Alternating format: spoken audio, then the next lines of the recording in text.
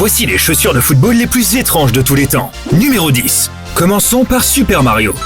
Pas celui du jeu vidéo bien sûr, mais Mario Balotelli. Il avait, permettez-moi de le dire ainsi, les chaussures les plus inhabituelles que j'ai jamais vues. Les Evo Power MB9 de chez Puma, qui sont vraiment extraordinaires, et même si elles ont l'air assez chic au premier abord, elles ne le sont vraiment qu'au premier abord. Car si vous jetez un coup d'œil à l'arrière de cette chaussure, vous découvrirez que... Ouais, il y a des cheveux. À l'époque, Puma avait collé des cheveux sur le talon pour représenter la coiffure de Mario. Comment peut-on inventer une telle chose? Et aussi, qui pourrait se promener avec une telle chose au pied? Imaginez s'ils avaient fait la même chose pour un joueur comme Zlatan. Ce seraient les premières chaussures avec une queue de cheval. Dieu merci, cela ne s'est pas produit.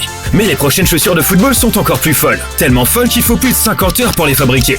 Mais qui est le joueur de foot qui fait travailler les autres 50 heures? Et tout ça uniquement pour le représenter avec des chaussures stylées. Numéro 9. La réponse est Pierre-Emerick Aubameyang. L'auriez-vous deviné? En 2012, il était encore un jeune joueur prometteur du club français de Saint-Etienne. Il n'avait que 23 ans, mais était déjà très célèbre en raison de sa vitesse incroyable et de sa recherche extrême d'attention et de beaucoup de bling-bling.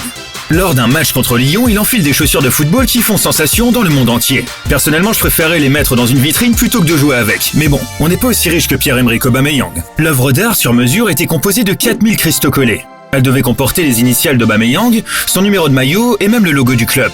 Pas étonnant qu'elle coûte aussi cher que 2 semaines de vacances au soleil. Elles ont coûté à Aubameyang un peu plus de 3000 € à l'époque. Si on considère qu'il était encore au début de sa carrière, c'est quand même beaucoup d'argent pour lui aussi. C'est pourquoi il ne les a portées que pendant l'échauffement. Dès que le match commençait, il est remplacé par des chaussures de football normales. Il voulait probablement juste montrer ses superbes chaussures. Visiblement, ça a marché. Sinon, il ne se serait pas retrouvé dans la vidéo d'aujourd'hui. Mais si vous aviez de l'argent comme Oba, achèteriez-vous des chaussures comme celle-ci? Dites-le moi dans les commentaires. Numéro 8.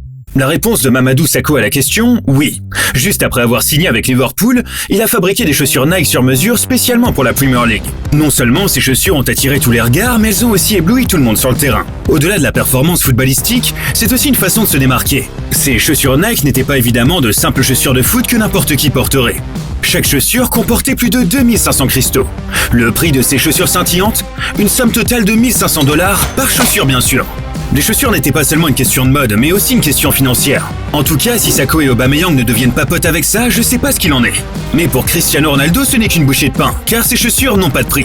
Numéro 7.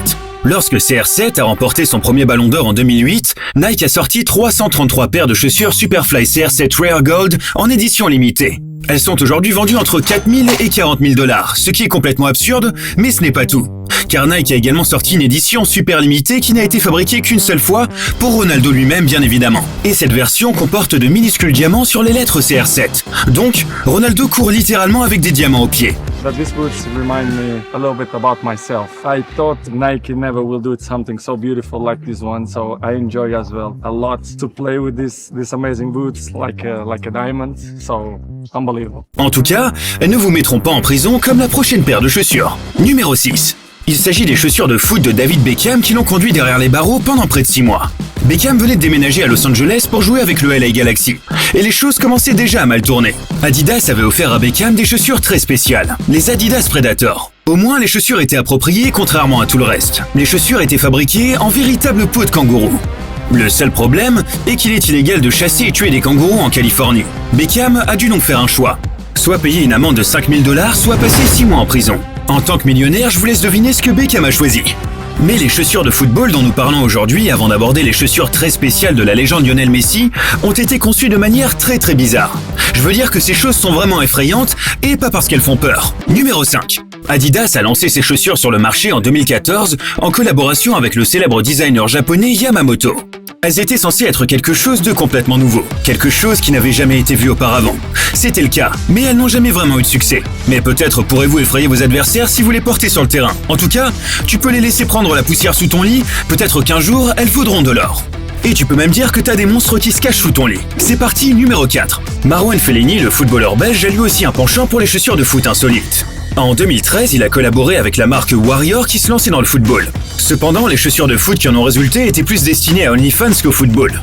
Leur création, appelée The Gambler, était à la base une chaussure de foot normale, jusqu'à ce que l'on regarde à l'arrière. Il y avait en effet un trou. Oui les amis, un trou. Et soi-disant, c'était pour faciliter l'enfilage des chaussures, etc. Le problème dans tout ça, c'est le nom qu'ils ont donné à ces chaussures et à ce fameux trou n'a absolument rien à voir avec le football.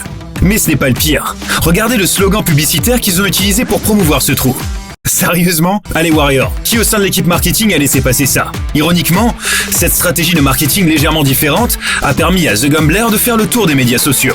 Partout dans le monde, on s'est demandé comment on pouvait avoir une idée pareille. Peut-être une tentative désespérée d'attirer l'attention. Reste à savoir si c'était la meilleure méthode. Mais une chose est sûre, nous n'aurions jamais vu une telle chose à l'époque de George Best. Numéro 3. Tout était mieux à l'époque. Je sais que vous n'entendez généralement ce dicton que de la bouche de votre grand-mère, mais il semble qu'il y ait une part de vérité. Au moins, il n'y avait pas de chaussures de football avec des diamants ou des chaussures avec des trous bizarres à l'époque. Cela peut paraître étrange, mais il fut un temps où les footballeurs ne portaient que des chaussures noires. Mais lorsqu'ils voulaient essayer quelque chose de nouveau, il n'y avait qu'un seul homme avec un bon style pour promouvoir ses chaussures, George Best. Il a longtemps dominé les terrains de foot. C'est pourquoi, en 1974, il s'est procuré des matchmakers stylo sur mesure, avec une bande blanche qui va de l'avant à l'arrière. Cela nous semble normal, mais pour les gens c'était vraiment nouveau à l'époque. Mais George Best n'était pas le seul à faire sensation dans les années 70. Alan Ball Jr. est allé encore plus loin, et c'est pour ça qu'on l'a mis en numéro 2. Lors d'un match entre Everton et Chelsea, tous les joueurs se sont présentés avec leurs chaussures noires habituelles. Mais Alan Ball Jr. en avait assez de ressembler à tout le monde. Il ne portait pas de chaussures avec des cristaux, mais des chaussures Hummel entièrement blanches. On pourrait appeler Alan le Neymar des années 70. Le plus beau dans tout ça, il a été payé plus de 2400 $ pour porter ses chaussures. De nos jours, cela peut sembler peu, mais à l'époque, les joueurs n'étaient pas payés des millions pour un post Instagram. Et les salaires dans le football n'étaient pas aussi absurdes qu'aujourd'hui. C'était donc beaucoup d'argent à l'époque. Mais il y avait un petit problème. Les chaussures étaient totalement inutilisables. Alan a donc imaginé un plan fou et a demandé de l'aide à Adidas. Selon les propres termes d'Alan, les chaussures étaient comme en carton, c'était vraiment de la merde. J'ai donc demandé aux jeunes apprentis de me peindre des chaussures de football Adidas en blanc. Cela a bien fonctionné jusqu'au jour où il a plu et que le noir est réapparu pendant un match. Les représentants de Hummel qui n'étaient pas très contents ont vu ce que j'avais fait et j'ai dit adieu aux 2000 $. Chapeau à Alan qui n'a pas vendu son âme pour de l'argent, contrairement à certains en Arabie Saoudite. Je rigole bien sûr, on ne va pas juger. Mais revenons au présent et regardons l'un des plus grands joueurs de tous les temps. Numéro 1. Les chaussures de Lionel Messi valent 200 fois plus que celles d'Alan. Souvenez-vous lorsque Lionel a battu le record du plus grand nombre de buts marqués pour un seul club en 2020 en inscrivant son 644e but pour le FC Barcelone. Au lieu de célébrer cet exploit en faisant la fête avec ses amis, il a décidé de vendre aux enchères ses chaussures usagées au profit d'une œuvre caritative. Cet homme a vraiment quelque chose de spécial. Messi a impressionné le monde du football, non seulement par ses incroyables talents de foot, mais aussi par sa générosité. Les chaussures qui ont été vendues aux enchères ont permis de récolter un montant record de... Vous pensez pouvoir deviner? Je ne pense pas. Plus de 150 000 €. Et tous les bénéfices ont été reversés à la fondation du Centre de cancérologie pédiatrique de Barcelone. Ça fait vraiment plaisir de voir des stars du foot comme Lionel Messi utiliser leur notoriété pour faire le bien. Au final, la vente aux enchères a été une situation de gagnant-gagnant. Les fans ont pu non seulement acheter un morceau de l'histoire du foot, mais aussi contribuer à une cause très importante. Messi prouve encore une fois que la vraie grandeur ne se mesure pas seulement sur le terrain, mais aussi dans le cœur. Et ici, vous pouvez passer directement à la vidéo suivante. Cliquez simplement dessus et on se revoit tout de suite. Ciao!